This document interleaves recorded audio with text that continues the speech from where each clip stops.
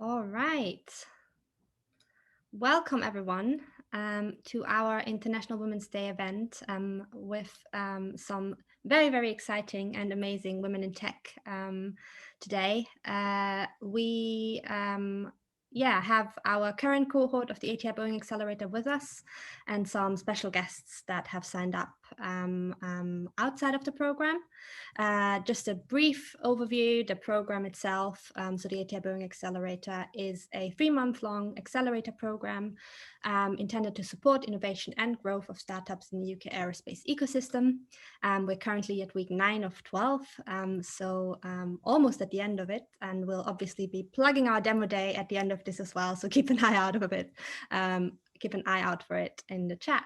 I'm Gabby, I'm the program director of the ATI Boeing Accelerator, and Ksenia, our program and marketing manager, will be introducing our special guests. Thanks, Gabby. Thank you everyone for joining us for International Women's Day. We have some amazing panelists with us today. We've got Veera Johnson, co-founder of Circulor, an ATI Boeing Accelerator portfolio company. Got Carmen Alfonso Rico, partner at Blossom Capital. And we've got Nush, Anushka Sharma, who is the founder of Not. So thank you ladies so much for joining us. To kick off, we've got, this panel is full of founders, investors, advocates in the startup and tech ecosystem. And I'd love to hear a little bit about your journey in this space and what the theme Choose to Challenge means to you. Does anybody want to kick off? I'd be happy to go. Yes, Veera, please. And no, none of us all got the same red memo, which we did. So Choose to Challenge, I think it represents a number of specific different things to me. One of which is that gender equality is more than just gender equality. It's about gender intentional action. And by that, what I mean is that, making conscious decisions about choosing to challenge the constructs and the norms by which we encourage our teams. Why would we say to a woman, this is how you become successful, when you wouldn't say something different to a man? As long as we have a gender equal work framework, that's what I see as being the real challenge in terms of achieving that. Absolutely, thank you. And before Circulor, what were you doing? What was kind of your journey to working in tech, AI, blockchain? So my background was I've been involved in the technology space for about 20 years, starting off at a very junior level, and over time becoming a founder, chief executive of a software as a service business, successfully built that and learned a lot about how to build multifunctional teams globally. We sold the company, so we learned a lot of lessons about what works and what doesn't work. And what was amazing for me during that journey was having so much support from other women, but also from men who were going through a similar sort of process. Went into retirement, and my co-founder, Doug, we now work together again as co-founders of Circulor, which is where we joined your platform as part of the cohort last year. And that journey has been incredible, in the sense that we've learned a lot about the way in which we can create an impact-based technology platform that helps organizations deliver and embrace sustainability properly. Absolutely, thank you, Veera. Yes, Circulor is definitely doing that, and we're so happy to have you on the first cohort and happy to continue that kind of conversation and support for you guys where we can. Carmen, do you want to go next? Sure. I think to me, and I've thought quite a bit about this, to me, well, first of all, like, how did I get to tech? I got to tech by pure chance, I think, as many. So I basically went into VC because I thought it would make me a better founder. So I wanted to be a founder. I had launched a startup in Spain, failed, served my time at Morgan Stanley in banking, and I was thinking, well, like, I am sure I want to be a founder, but I don't know how to, like, I don't know, I have any network in London right now in the tech space, and I don't really have an idea right now that I feel so for a problem I want to solve. Like, what do I do? And I thought, well, like, VC must be such a great sort of school, because you get like exposure to so many companies and you learn what makes them fail, what makes them succeed. Like, And so I did that and joined the fund, stayed there for a couple of years, doing like a lot of very exciting deals with the team, and then left to launch my second startup, and just to realize I really liked investing. And so that was my surprise. And so I went back into VC. That was already quite a few years ago, and the rest is history. But so, and yeah, and I was lucky, and especially I think venture capital is a very sort of network-based industry that is not very transparent. So I was very lucky to get the help of women, but also of a lot of men, right? I think it was guys who gave, like men who gave me the first chance in VC. It was a friend of mine who connected me to the team initially. So I think that the point around the conscious choice as well, to me, is to make sure that we all start from from the same sort of starting line, right? I think that we will all be equal. It's not so much, and this is a bit controversial, but not so much about like making us equals in rights and access, of course, but like men and women are different, and we have different like skills sometimes, and like some makes us stronger, and that's why diversity has value, because we're different, right? And so the point is, how can you be different and equal? And to me, that is a lot about start from the like same starting line, and then let's all play our strength. Each of us are different strengths, so that diversity does add more value. Because if like sort of we pretend to be men, or like men pretend to be women, which I don't think, but like I rather like think of like, let's empower people, and it's probably more challenging to start from the same starting line, and then let's all play our individual strengths from background, from education, from like gender, whatever. Absolutely. And I like that. Also, there's a male allyship theme coming through, which I think is really cool. Nush, do you want to connect? Yeah, thank you so much for having me today. So I guess I'm a technology generalist. I'm a connector and someone who's really focused on AI for space, particularly as I created Nought, and really to define the work and my passion that I had for the space sector. Before that, I'd been knocking around like the space sector, but not really in a defined role, and that really underserved the value that I knew I was generating. And my background has been very diverse. I mean, I graduated with a computing degree about 19 years ago, literally at the time where there was the dot-com like bust. And so I was coming into an economy that didn't have any space for me and my skill set. And so I ended up falling into working in politics and an SME before that, actually reselling voice over IP telephony, because we didn't have we had dial-up then, we were on modems, we didn't even have ISDN systems in big offices. So it's so interesting, like seeing how my journey has kind of led me to where I am. And I really would say that I've had a portfolio career. Having left politics after 8 years, I wound up working at the Olympics as the protocol manager for the Olympic Stadium. And in all honesty, that was like the intervention in my career path that made me realize that when that project ended, that I had the space to really, pun intended, the space to really think about what I wanted to do and what my passions were. And in all that time since graduating, the London startup ecosystem started to come into fruition, and the gravity around the Silicon Roundabout really started to come together. So I could find my path, and really I now sit at the intersection of space, technology, and startups, and that's really where my passion is. And I think for me, Choose to Challenge is really about challenging the conversation. In a year's time, I just don't want to be speaking about diversity in tech. Unfortunately, we know that maybe the barrier is still going to be there, and we still have to have this conversation. But I would love, an outcome of today is that we've got stories and impact to tell of what we've all achieved and what the community has achieved a year on. And so that's a really wonderful platform to have, particularly with the work you're doing at the Accelerator. And I really do think that 3 things are really important. It's connecting, it's building a community, and also curating. Curating is one of the things I've fallen into to make money as a side hustle, in like curating conversations. And really from that, I now just want to make sure that when we do have these conversations, that we are raising voices of people who have otherwise not had an opportunity to sit at the table, because we need to have economic and social mobility for people like me that grew up in Southwest London that didn't always have access to doors because we may not have got the right grades. We may have fallen into a different path. And I think that access is really important.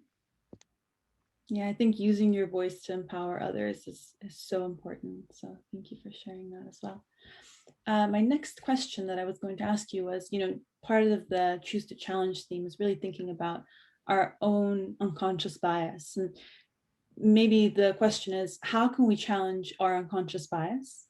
And also, if you could challenge one thing about the way that your industry operates, what would it be? I'll go ahead actually, because so a bit of background on I always struggle. So my mother, she was the head of women affairs in like Spain for like a long time in the Spanish region. So she's like very into women affairs in quotas and all that. And I always remember when I was younger to struggle a little bit with that, like oh, but I want to be there because I'm like the best, right? Not because like I'm feeding some sort of quota.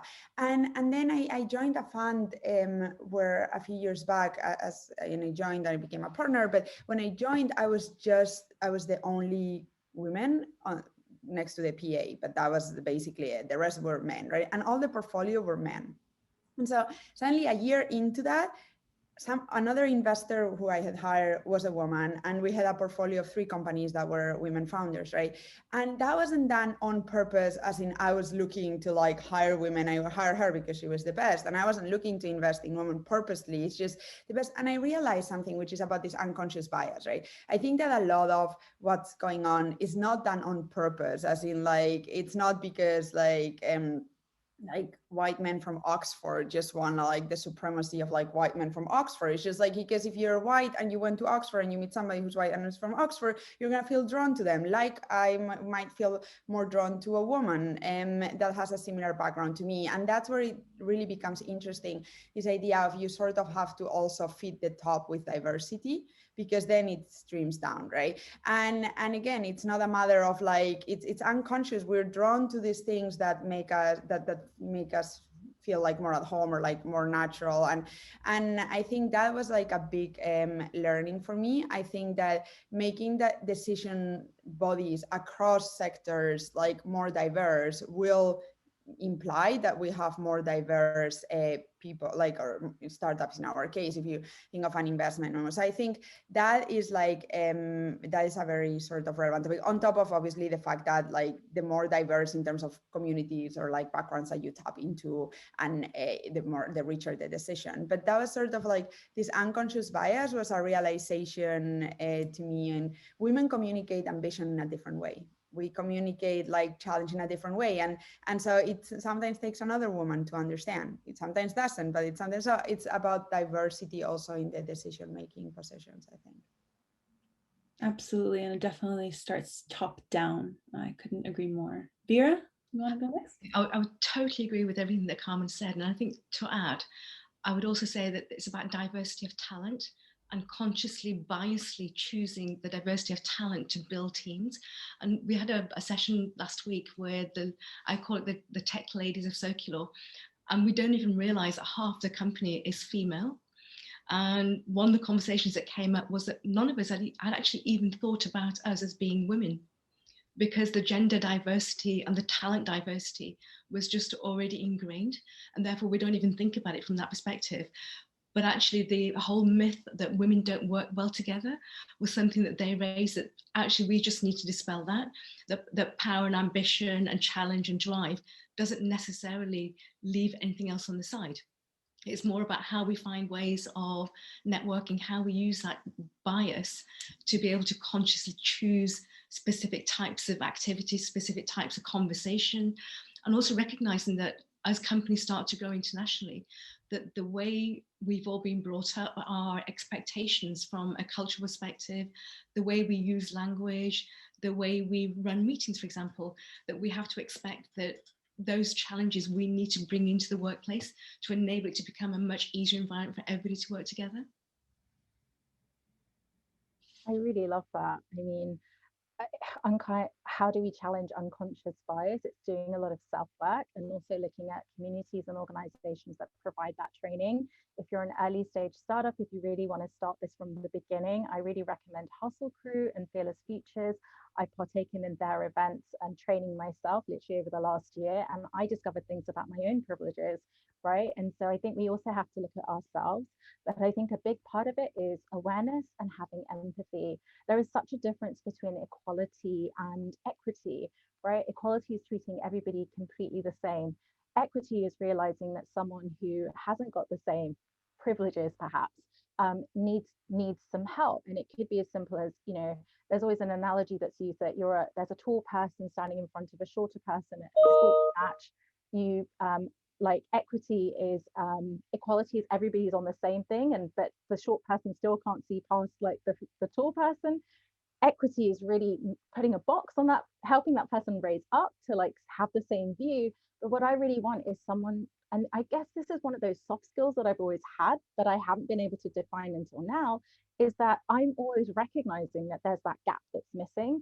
And I hope that as maybe as an outcome of today, or doing some self-work or looking at some of the resources that are available, that you yourself as a startup founder or someone who's part of a community starts to recognize those inequalities within your organizations and helps to like make those changes. And I think that's really important. And I think what I would change about the space and technology sectors is really to have more collaboration. We talk about this so much with like business partnerships, but really like there are so many like youth-led organizations that cut off at the age 35. But I didn't get into the space sector until I was 32. I'm now 40, and I'm now unable to access some of the resources of organizations that are there to serve a younger professional network.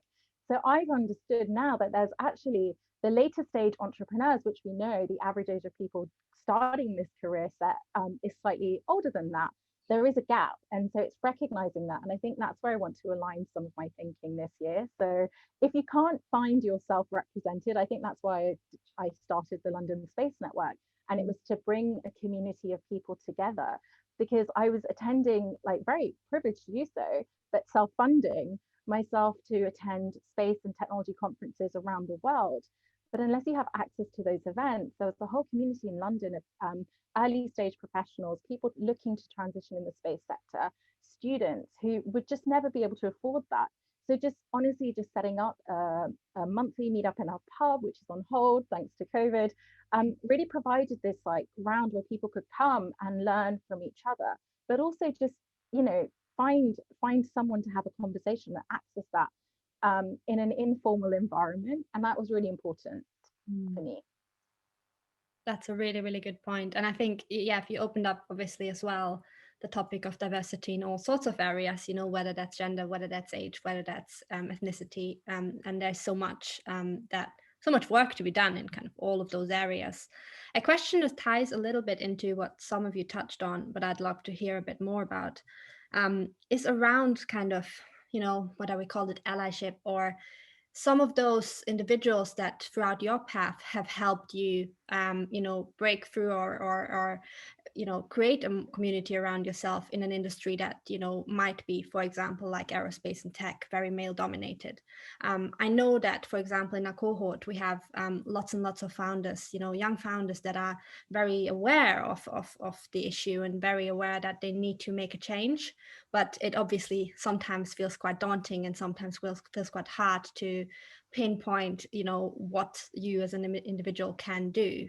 Were there any things that you can remember throughout your journey that really made a difference, that could show some of those individuals that, you know, sometimes a little bit can go quite far?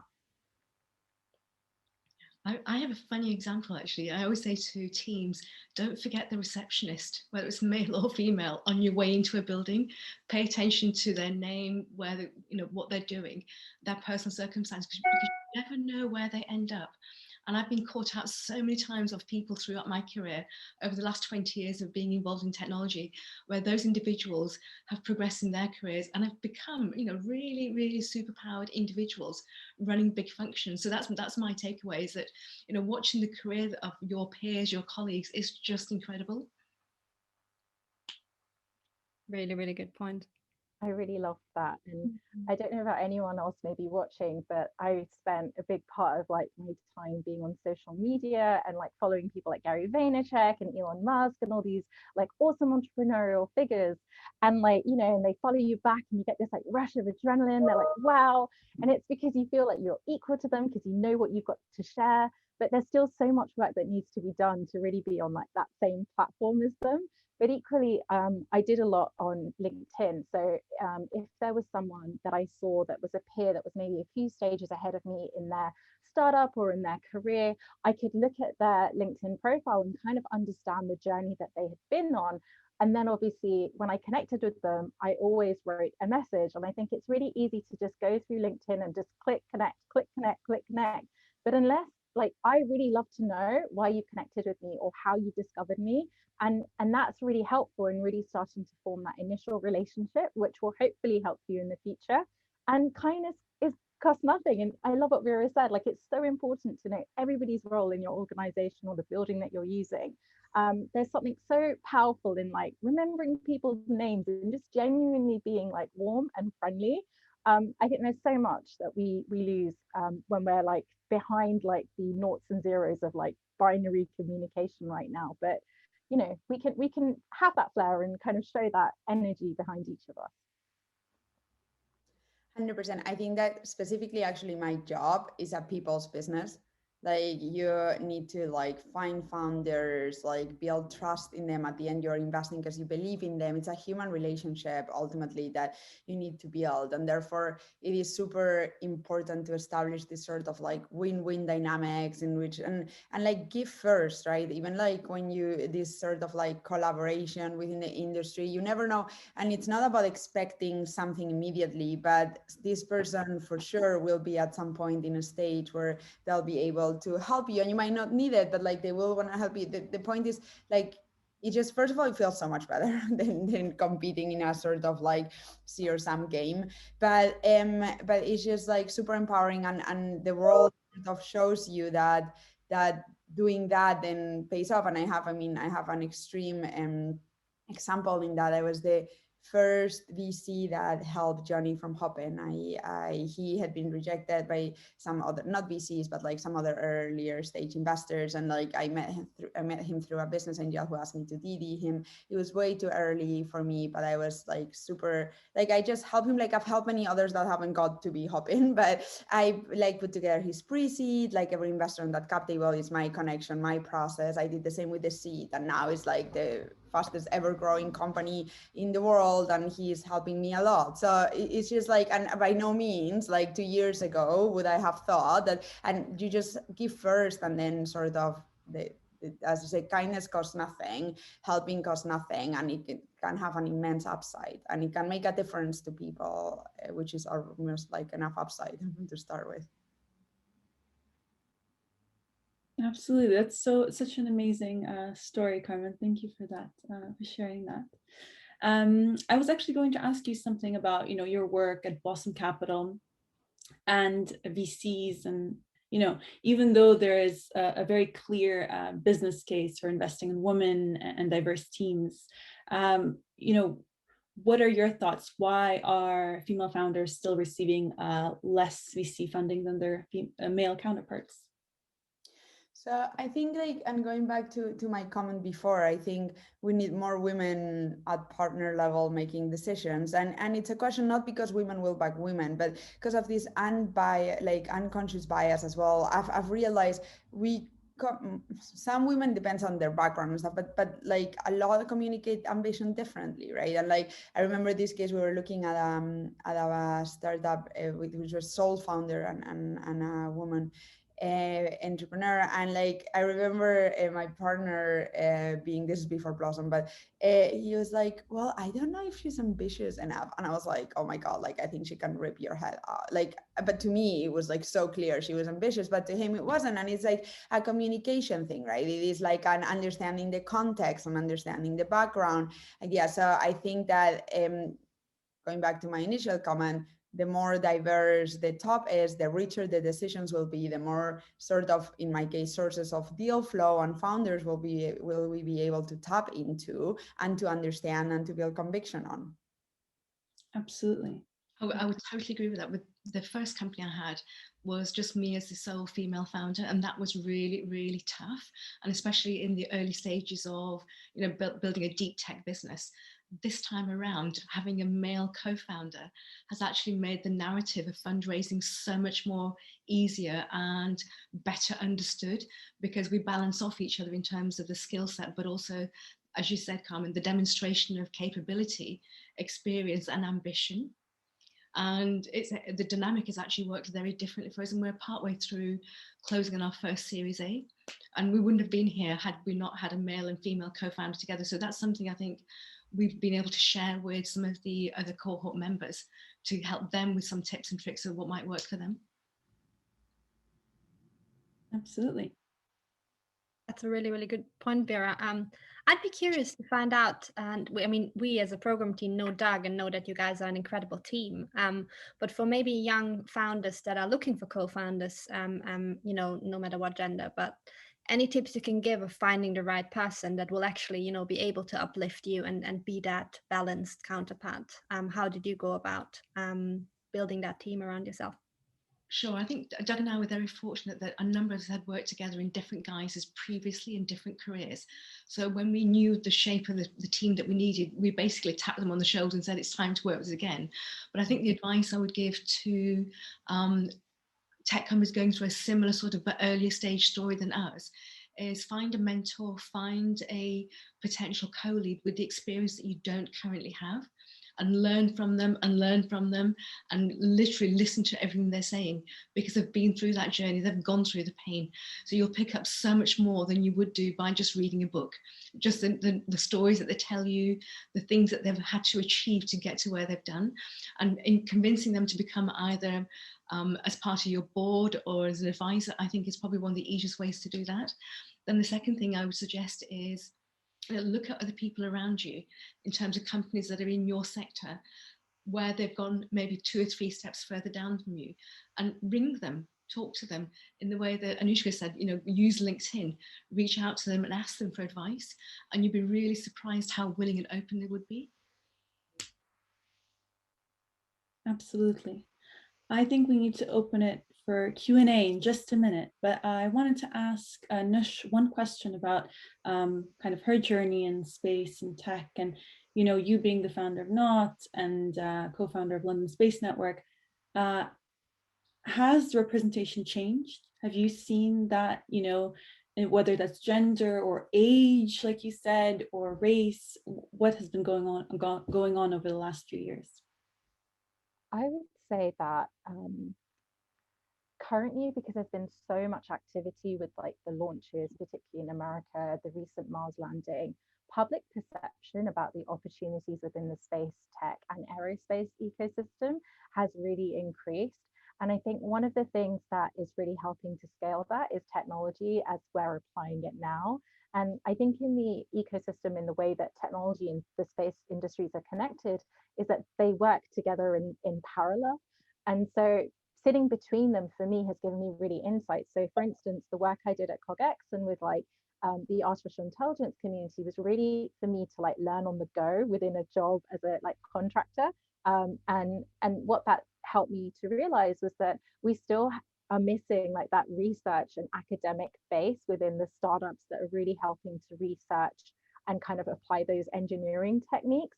But equally, I know in the mid to long term for the space sector, until those researchers are getting like viable experiences within a workplace or startup or organization, right, when they come into like a level of maturity within their career, that's perfect for like the space sector to come in and like pluck and recruit talent. But we're still seeing a lack of engineering, like female talent being attracted to the sector.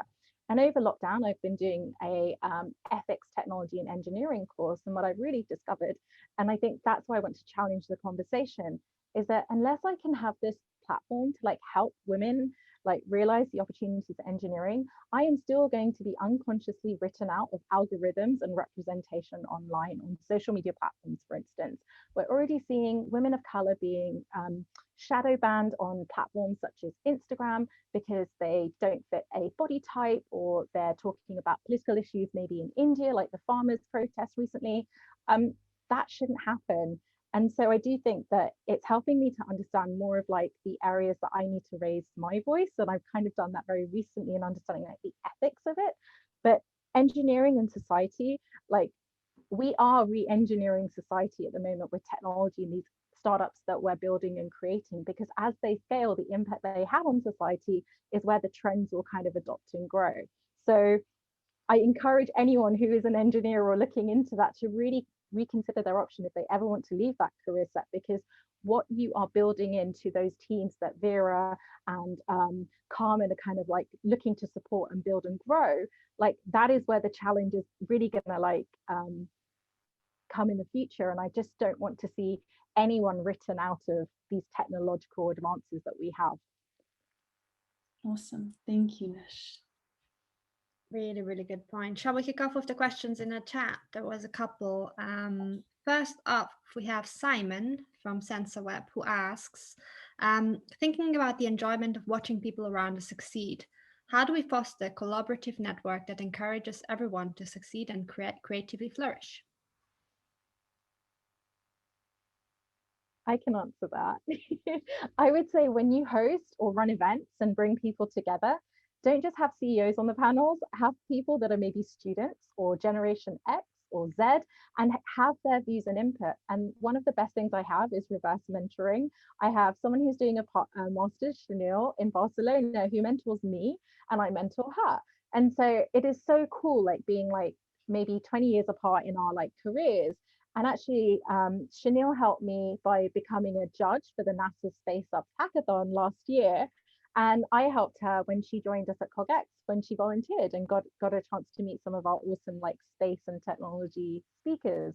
So I think it's a two-way system, but always be open to who has access to the event. And for instance, like if you are having a physical event and someone, I mean, I've been there where I haven't had the money to put on my Oyster card, offer travel bursaries, right? Offer discounts or have a message on your website that says, if you'd like to attend this event and you cannot afford the ticket price, let us know, we have a quota. Just even seeing that in organizations is just amazing, because that person that has access a year later might apply to join your program, Accelerator, or apply for a job within your organization. So just be mindful of those things. And that really helps to foster some of the collaboration we want to see. Absolutely. I think Nita was saying something. Okay. Oh, great discussion from Paul. Great discussion, and so grateful for the tips. And as an entrepreneur with a 50-50 female-male team, wonder if you have any idea what we should do about a chairman. Question back, a chairman or a chair or a chairperson? Excellent. Apologies, Paul, I know you're on the call. I would suggest that there's a number of organizations out there that there are basically a network-based organizations where there are individuals who've been chair people before, who've been non-executives or are industry specialists, and it's worth reaching out to them with a very clear brief of what support you need, but also for how long of the journey, if it's just the early stage for the first year, 18 months, or whether it's somebody that you're looking for that would actually help you shape the future growth trajectory of the business. And that will then help you determine the type of skills that you want to sit alongside you. And the second thing as well is being open with yourself in terms of understanding what your skills gaps are. Because really, you'll have gone through your own career journey anyway, but it's understanding what do you actually want from that person to fill the gap that you currently have or the company needs in order to be able to scale up the business from that perspective. Hopefully that answers Paul, and I'm happy to speak to you afterwards. Thanks, Veera. We'll let him know about that as well. And actually, I was going to ask you something. You have this 50-50 ratio, and how have you gone about recruitment at Circulor? Because I know you guys are doing a great job with that. So I'm curious if you have any like top tips for the people that are listening in. Sure. One of the things that we were always clear on all the way from the outset was we set out the company mission, and the mission not just being about gender diversity, but about the style of people and the style of culture that we wanted to create as we grew and scale the company in terms of nurturing talent. And that automatically led into not consciously choosing to hire men or women. We went down the talent definition route, which has ended up, fortunately for us, I think more by luck than judgment, with a 50-50 balance. And because we're already a global company, that's really helped us enormously. We did an assessment using a skills framework to see, where we were complementary, where we were different. Unfortunately for us as a company, we have the 4 different skill sets in terms of driver, innovation, ambition, growth, and effectively cohesiveness. So we've actually got people with strengths in each of those areas that have complemented us as we've started to scale up as a business. And that is something I think we didn't expect, but we now realize that we need to do more of that as we start to hire in the next stage of company scale up, that we continue to maintain that map of talent and skills. Absolutely.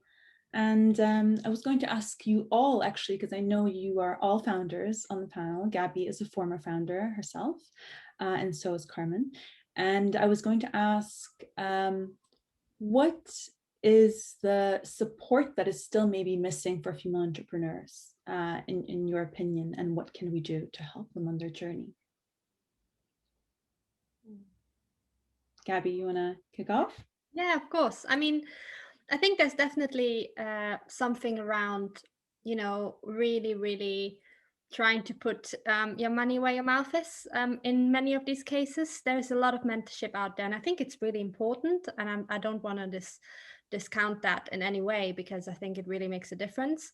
But to really, take that step sometimes as a founder, to get investors or sponsors or people who actually believe in what you're doing and actually support you more practically as well, can really make the difference. And I think that's a step that's still missing in many cases. A lot of organizations out there are really trying to change and make a difference, but until we've seen more practical results, I think it will still be really hard. Definitely. Nush? I would say that imposter syndrome is still one of the things that even I still struggle with. And I think it's really hard. And I come across as an extrovert, but really I'm an introvert. And I find that after an event like this, I'll literally go and hide under a duvet for at least an hour. And in all honesty, I think we have to start admitting that, because it can look to someone who's watching who may not be in the seat right now to think, oh my God, she's so killing it. But honestly, I'm human like you are, and it takes me out of my comfort zone every time I'm at an event like this, right? And I would say that sharing wins, if you do it and you feel comfortable in sharing it on social media or on LinkedIn, is really powerful.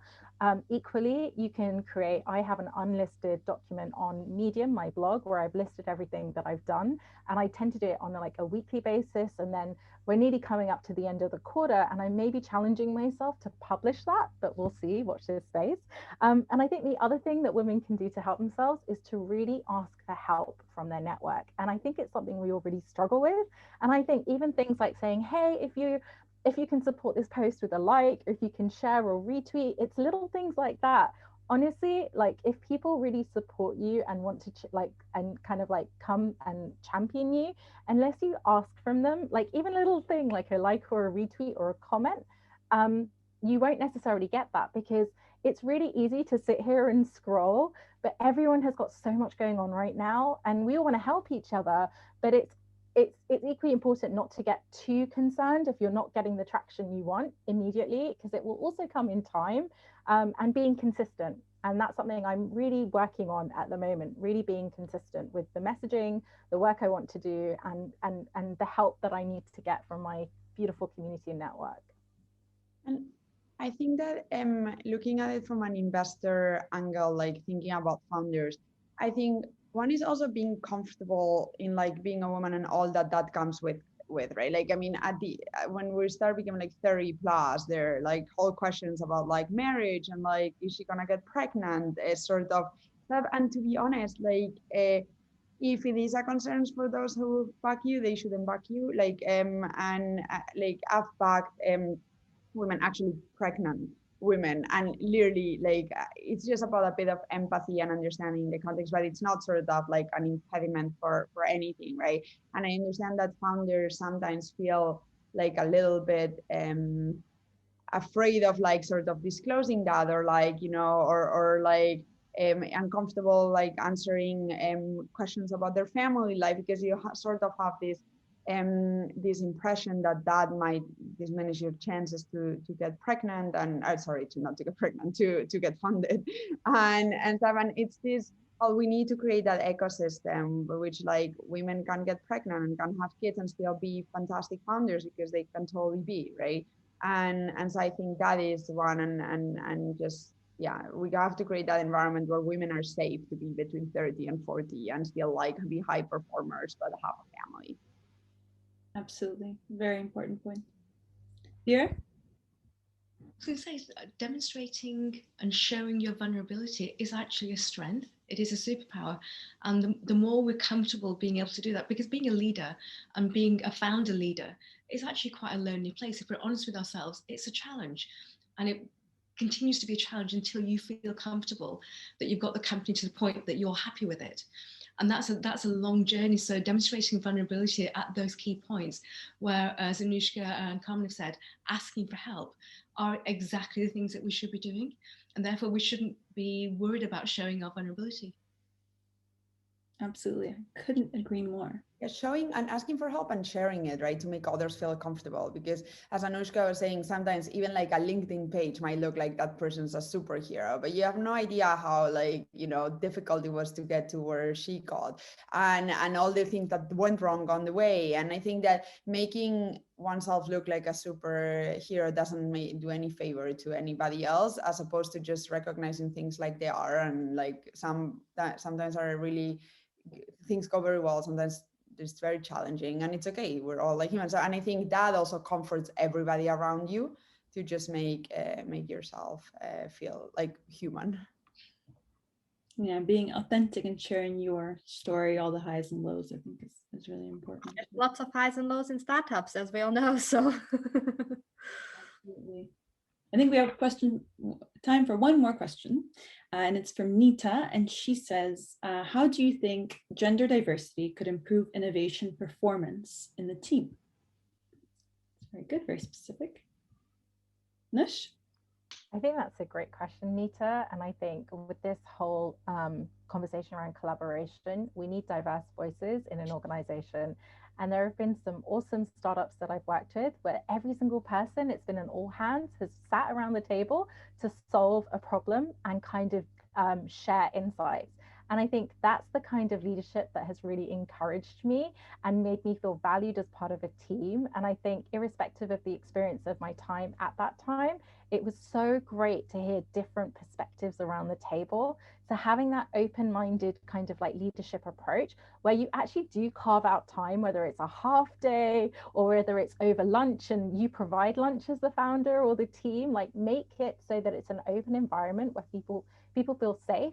And if it also means hiring a mediator who's external to help with that process, if that's not something you feel comfortable with, like Veera has mentioned previously, like it's okay to delegate or hire from like outside the pool to ensure that you get the best outcome. And that's ultimately what you want to drive with innovation, like the best optimal outcome for your next iteration of your product. So I think that's really, really valuable. Awesome. Thank you. Carmen? Veera, do you want to chip in on that? Yeah, I was going to say I totally agree with everything Nush said as well. The other thing I think is we should allow a framework where mistakes in innovation are okay, as long as we know that we're doing that for one reason only, to learn, to innovate. And quite often we're too afraid to make mistakes. So the culture within which we drive that innovation hub, that innovation factory, the team working, the team sharing, and the team sharing of success, I think is also an important thing to bear in mind. Definitely. point out. Thank you. Nita says thank you. All right. I think that's us for today. Thank you so much, everybody, for joining us for International Women's Day. Thank you to our amazing panel, Veera, Anushka, Carmen, for joining us today too. Lovely to have you. Yeah. Bye, everyone.